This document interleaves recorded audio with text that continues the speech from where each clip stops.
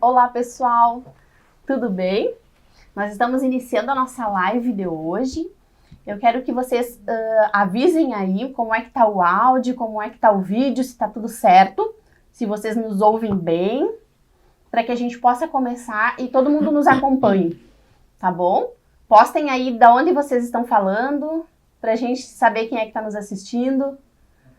Nossos clientes deem um oizinho aí. E vocês podem ficar bem à vontade para fazer perguntas, tá? Então, podem postar as perguntas, que a Dani está aqui na assistência com a gente e vai passando as perguntas para nós, tá bom? Hoje a gente está aqui com a professora Aline Pagnussá. A professora Aline já teve outra vez aqui conosco, né? E hoje a gente veio fazer uma live bem especial. A professora Aline é doutora em neurociência e hoje ela é coordenadora do programa de pós-graduação da UFSPA, né, a Faculdade de Ciências de Saúde aqui de Porto Alegre. Tudo bem, professora? Tudo bem, Kelly. Obrigada pelo convite novamente. É um prazer estar aqui. Que bom. A gente fica sempre feliz em receber pessoas especiais, assim. Eu tenho um carinho bem especial pela professora porque ela trabalha numa área que eu sou encantada, assim. A neurociência, né, e a reabilitação das pessoas com déficit por conta de problemas neurológicos.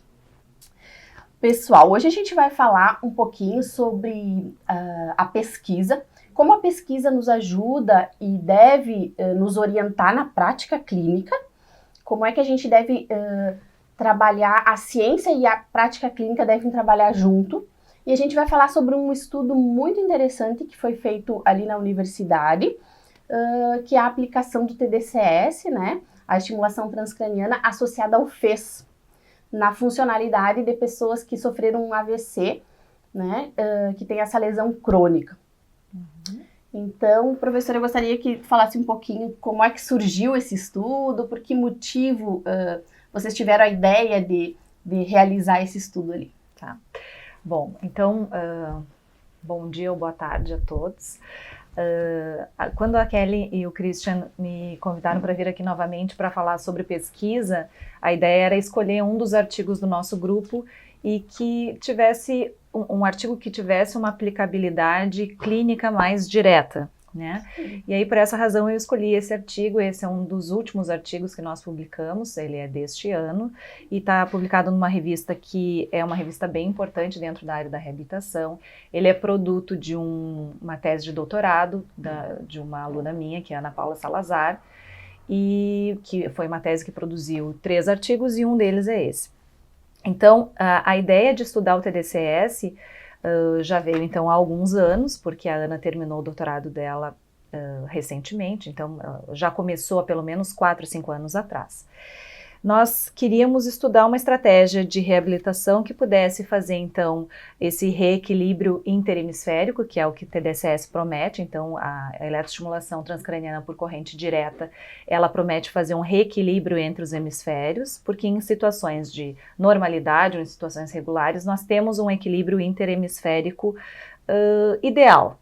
E em situações de lesão nós podemos perder esse equilíbrio interhemisférico, aquele hemisfério que foi lesionado passa a ficar menos ativo, aquele contralateral não lesionado fica excessivamente ativo e aí isso pode prejudicar ou interferir na recuperação do paciente. Então a ideia era trabalhar com TDCS, mas trabalhar com TDCS em uma população que nós imaginávamos que era mais a nossa realidade como população brasileira também, que são os pacientes com sequela de AVC, pacientes que tiveram um acidente vascular cerebral, mas que estão na fase crônica já, então mais do que 6 meses pós-lesão, e que tivessem comprometimento moderado a grave. A gente vê muito na literatura vários excelentes artigos publicados, mas com uma população que muitas vezes está num período mais recente pós-lesão e que tem um comprometimento leve. Então, muitas vezes o que os fisioterapeutas, né, conseguem ler nos estudos nem sempre reflete a nossa realidade. Então, surgiu nesse sentido, de tentar estudar uma estratégia que pudesse ser aplicada a pacientes crônicos, ou seja, que tivessem mais tempo de lesão e, além disso, que tivessem comprometimento moderado a grave. Então, por isso, nós resolvemos estudar o TDCS e pensando em... Nós já tínhamos outros estudos, outras revisões sistemáticas mostrando que o efeito do TDCS, ele é significativo, principalmente quando associado a outra terapia. Então, nós tínhamos já estudado, temos outros artigos publicados que dizem que quando a gente associa o TDCS à fisioterapia, o resultado é muito melhor. Então, por essa razão, nós resolvemos investigar TDCS mais o FES, que eu imagino que todos os fisioterapeutas conheçam, e o FES, obviamente, aplicado durante uma atividade, né, durante uma tarefa de alcance. Perfeito. Aline, só explica um pouquinho para o pessoal, vocês digam aí se vocês estão entendendo tudo, principalmente quem não é muito da área da neurofuncional, né, da fisioterapia neurofuncional, se está tudo claro para vocês, senão a gente retoma. Mas eu gostaria que tu explicasse um pouquinho como é que o TDCS, como é que tu aplica, como é que é a técnica do TDCS? Existem várias formas, né? Nesse estudo nós usamos uma montagem bicefálica, ou seja, nós usamos o hemisfério lesionado, ele era estimulado, e o hemisfério contralateral, que não está lesionado, ele era inibido. Então nós usamos essa montagem bicefálica, mas existem outras formas a gente pode só estimular o lado afetado ou só inibir o lado não afetado. Nós optamos, baseado em estudos anteriores, por essa montagem, porque ela se mostrava a mais promissora. Então, o TDCS, ele tem formas diferentes de aplicação. Nos estudos que a gente for procurar sobre o TDCS, a gente vai encontrar formas diferentes. Sim. Nessa foi escolhida essa forma, porque teria mais efeitos sozinha ou sempre com outra técnica? Qual é nos estudos, assim, o que eles nos dizem? Não, de uma forma geral, independente da montagem, o que nós temos visto é que sempre quando associado a outra terapia, o TDCS tem mais efeito. Então, independente da montagem. Perfeito. Tá. Então, a aplicação clínica, assim como na pesquisa, ela deve ser sempre associada a atividades funcionais. Isso? Sim, isso reforça a importância da fisioterapia, né, na reabilitação do paciente hemiparético crônico. Uma dificuldade que a gente tem na clínica, assim, que eu não sei se reflete na pesquisa, é a avaliação, porque a gente tem uma diferença entre um paciente que a gente considera crônico 6 meses, um paciente que sofreu um AVC há 6 meses e já é considerado crônico, e um paciente que sofreu um AVC há 3 anos, também é considerado crônico. E aí, quando a gente vai fazer uma avaliação do paciente crônico, né, a gente vai perceber uma diferença de evolução de tratamento, não? Na pesquisa, como é que fica? Sim. A gente procura não incluir nas amostras pacientes que têm muita diferença de tempo pós-AVC. Então, a gente não inclui normalmente pacientes que já estão há 10 anos com a sequela e pacientes que estão recém 6 meses. Mas a gente precisa ter um ponto de corte, né? Então a gente, em geral, trabalha com 6 a 2 anos no máximo, considerando que esse que tem 6 meses de lesão tem características diferentes, muito embora a literatura separe, né, os 6 meses como o período em que ele entraria na fase crônica, e aí a possibilidade de recuperação já não é tão grande quanto o que a gente conseguia observar antes desse período, principalmente ali no pico, nos 3 meses. Sim. Tá. Pessoal, se tiverem dúvidas, podem postar, viu? Aí. Vão perguntando, não tem problema nenhum. E me conta um pouquinho, Aline, como é que tu enxerga essa pesquisa que vocês fizeram na aplicação clínica? Tá. O que tu acha que essa pesquisa colabora com a gente na clínica?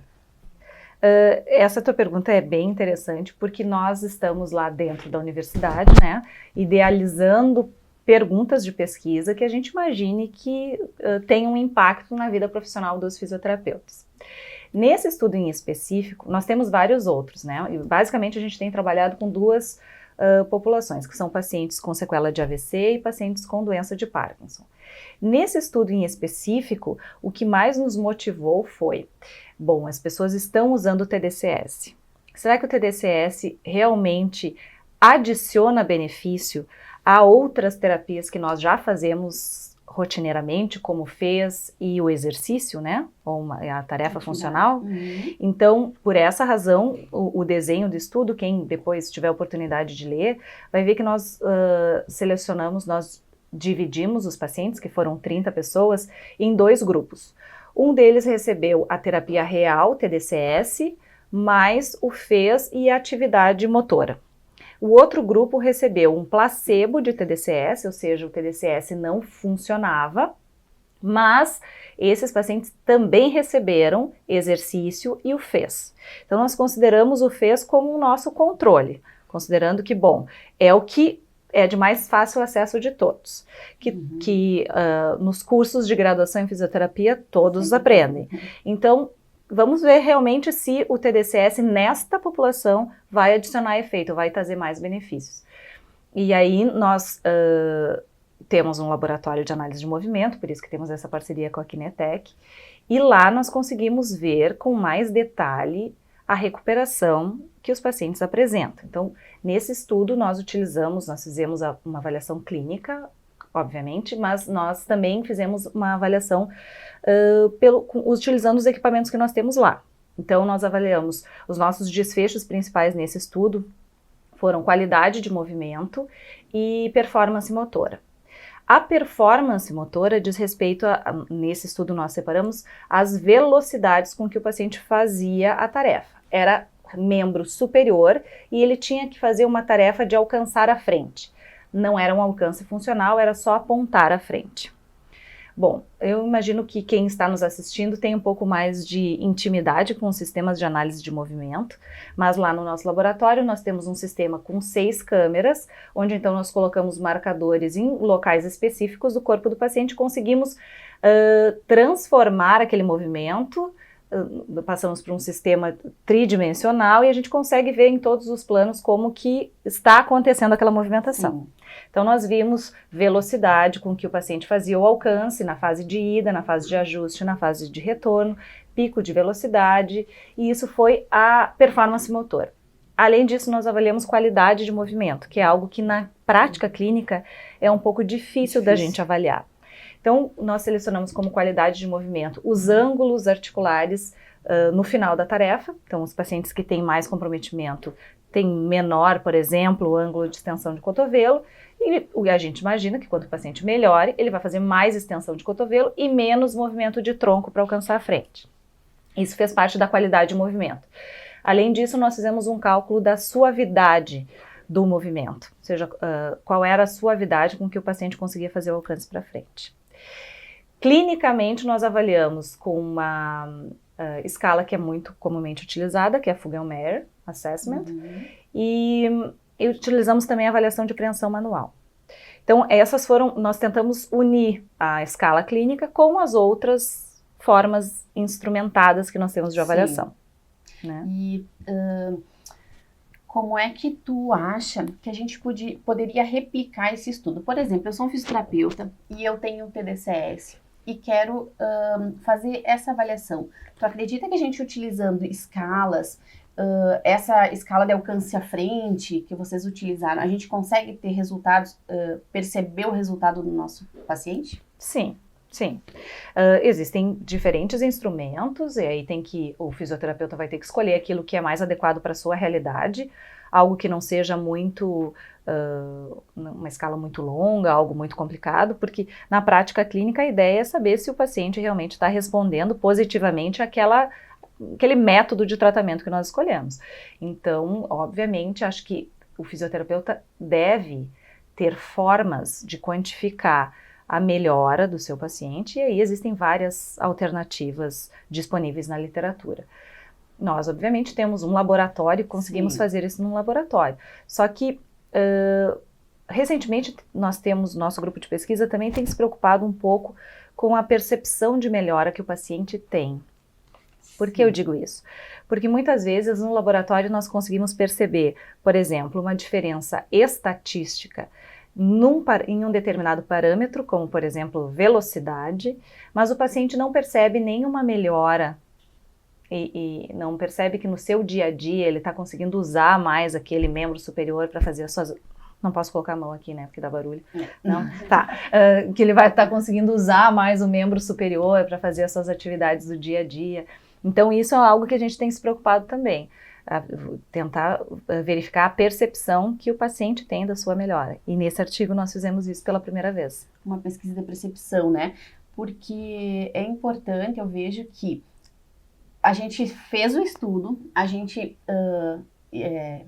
percebeu, viu, analisou que estava estatisticamente significativo, mas às vezes isso não vai para a casa do paciente, né? Não vai para a função dele, ele não leva para o dia a dia. Lá no laboratório ele faz bem, ele teve ganho significativo, mas quando ele vai fazer a atividade dele, funcional em casa, ele não percebe que aquilo foi um ganho para ele, né? Uhum. A gente tem que também, quando analisa os dados, ver se aquela diferença é só estatisticamente significativa ou se ela é clinicamente relevante. Uhum. Então, é isso também que os fisioterapeutas que procuram artigos científicos, que deveríamos ser todos, né, para embasar a nossa prática, precisam estar atentos também, né? Porque às vezes aparece uma diferença na estatística, mas até que ponto essa diferença é relevante, né? Para o dia a dia do paciente, que vai me fazer recomendar que aquele paciente faça aquele tipo de terapia. Né? Sim. Que foi o que nós, não sei se tô indo um pouco contra a tua sequência aí, né? Não tem que problema foi nenhum. o que nós acabamos vendo nesse estudo, que nós encontramos algumas diferenças entre o grupo que era tratado com TDCS real. Ele melhorou em alguns parâmetros, mas na nossa análise geral melhorou, ou seja, nós encontramos diferenças estatísticas entre os parâmetros, entre grupos inclusive, né, porque é um ensaio clínico. Mas analisando todos os dados em conjunto e analisando quanto foi essa melhora, com base nesse estudo, eu não recomendo que pacientes com essas características façam o TDCS. Podem fazer apenas o FES e a tarefa motora. Mas, é claro que esse estudo tem limitações, é para uma população muito específica, então também tem que ter esse cuidado na hora de ler, né? A gente não pode também, com base em um estudo apenas, recomendar ou não recomendar um determinado tipo de terapia. Para essa nossa realidade aqui, dos pacientes que foram incluídos nesse estudo, parece que não há muita diferença fazer o TDCS junto com o que já se faz tradicionalmente, né? Que seria o FES mais a tarefa motora. Perfeito. Se alguém aí utiliza o TDCS ou tem contato com esse sistema, falem pra gente como é que utilizam e que estudos se basearam para classificar os seus pacientes. Porque a pesquisa também traz isso pra gente. A pesquisa não tem que ser sempre positiva, né? O sistema dá resultado. É interessante que a gente saiba que talvez para essa população não seja interessante utilizar. E isso a pesquisa nos diz para que a gente leve para a clínica, né? Mas tu falou uma coisa muito legal, Aline, que é a pesquisa... Os fisioterapeutas buscarem estudos que sejam de boa qualidade para embasar os seus tratamentos, né? Porque muitas vezes a gente faz baseado no que acha, ou no que vê, ou no que ouviu falar em algum evento, e tem que estar bem classificada a tua população e que estudo tu tá. Tem que relacionar a tua população ao estudo que tu tá lendo, né? Para que a gente tenha evidência científica do que a gente está falando. Ultimamente se fala muito em evidência científica, né? Na fisioterapia, que há um tempo atrás não se falava muito, para que a gente tenha tratamentos de qualidade, né? Para que a gente saiba o que realmente a gente está fazendo na clínica. E esses estudos, assim, práticos, andam muito junto com a clínica, né? E hoje isso tá bem em evidência, né? E que é bem legal agora. É bem importante, assim, que o fisioterapeuta saiba ler e interpretar o artigo. Por essa razão, todos deveríamos ter um curso de prática baseada em evidências para aprender, porque os cursos de graduação muitas vezes não têm esse foco, né? E como é importante depois a gente saber avaliar a qualidade daquilo que estamos lendo. Sim. Porque existem várias coisas publicadas e que podem gerar alguma dúvida, ou a forma como o estudo foi realizado, ou até mesmo, às vezes, a interpretação que os autores estão dando para os seus resultados. Então, esse ponto é muito importante. Que a gente possa fazer, né? Pessoal, digam aí o que vocês estão achando da nossa conversa. Podem fazer as perguntas de vocês. Vocês de São Paulo aqui nos acompanhando. Vocês utilizam o FES na prática de vocês? Como é que está a utilização desses sistemas, né? A gente, na universidade, a gente tem a possibilidade de utilizar instrumentos de avaliação bem apurados, né? Que nos dão muitos dados. Mas a gente pode sempre na clínica, e deve, né? Todo fisioterapeuta deveria fazer uma avaliação bem detalhada. Se tu fizeres uma avaliação bem detalhada do teu paciente, tu vai ter esses dados também dos teus próprios clientes, né? Tu consegue qualificar a tua população ali, se tu tiveres uma avaliação pré e pós bem detalhada, bem feita na tua clínica, mesmo sem esses sistemas tão avançados, né? Exato. Hoje em dia a gente tem várias tecnologias que ajudam, né, a gente na prática clínica, mas eu sempre digo que qualquer tecnologia depende do bom profissional, né? Não importa eu ter uma tecnologia ótima e não realizar uma avaliação bem feita. E esse estudo, eu acredito que ele colabora muito na nossa prática clínica, né? Um estudo com uma qualidade boa, em que a gente pode levar para o nosso dia a dia os resultados que ele nos trouxe. Uma dica indo ao encontro do que tu estás falando, para os fisioterapeutas, quando tem essa dúvida na hora de interpretar o estudo, sempre as melhores revistas, ou seja, aquelas que são mais lidas ou que têm um fator de impacto mais alto, em geral elas são mais rigorosas para aceitar os artigos, né? Ou seja, para publicar os artigos. Então essa pode ser o primeiro o ponto de partida. Saber escolher a referência que vai ser usada para embasar o teu tratamento, né? Olhar para aqueles estudos que são de grupos que têm experiência nisso ou que estão construindo experiência nisso e que estão publicados em revistas de boa qualidade. Sim, manter a escolha dos artigos num alto nível, né? Dani, temos algumas perguntas? Perguntas ainda não, só o pessoal aqui comentando que tá tudo certo e acenando. Tá tudo bem? Elas estão só assistindo por enquanto. Perfeito, então tá perfeito. Eu acredito que sobre esse estudo e sobre, se vocês tiverem interesse em olhar esse estudo, se a professora disponibiliza, a gente pode enviar esse artigo para vocês, né? Com a pesquisa que foi feita ali na universidade. Se vocês tiverem dúvidas, vocês podem sempre enviar, né? Enviar as dúvidas para a gente, que a gente vai respondendo ao longo do tempo. Ok? Eu acho que a gente finaliza a nossa live. Eu agradeço muito, professora, pela disponibilidade de vir sempre aqui nos ajudar e levar o conhecimento, porque a gente quer mesmo difundir a biomecânica. A gente sempre prega que a pesquisa tem que estar junto da clínica, né? Que os fisioterapeutas têm que estarem mais próximos aos estudos, às pesquisas, para que a gente tenha uma clínica de qualidade. O nosso objetivo hoje é ajudar o fisioterapeuta, ajudar o profissional a se qualificar, levando sempre uma informação de qualidade, sempre que a gente puder ajudar vocês em melhorar o desempenho, né? Em fisioterapia ou em traumato-ortopedia,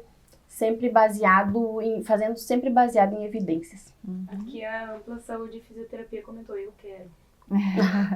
A gente envia, sim, tá bom? Tá bem. Professora, muito obrigada.